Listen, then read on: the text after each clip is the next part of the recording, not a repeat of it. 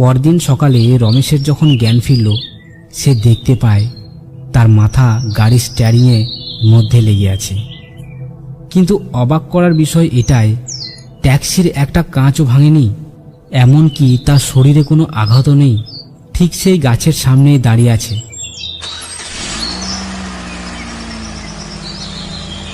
রমেশ তারপর সেখান থেকে গাড়ি স্টার্ট করে বাজারের দিকে এগিয়ে গেল।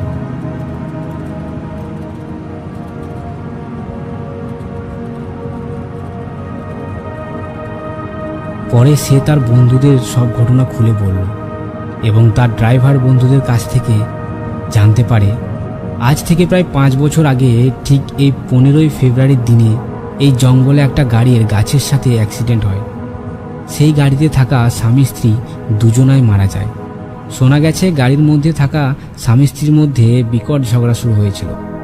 সেই ঝগড়ার কারণেই তাদের অ্যাক্সিডেন্ট হয়। আর সেই কারণে প্রতি বছর এই দিনে তারা দুজনেই ফিরে আসে এবং রাস্তার পাশে দাঁড়িয়ে সাহায্য চাইতে থাকে।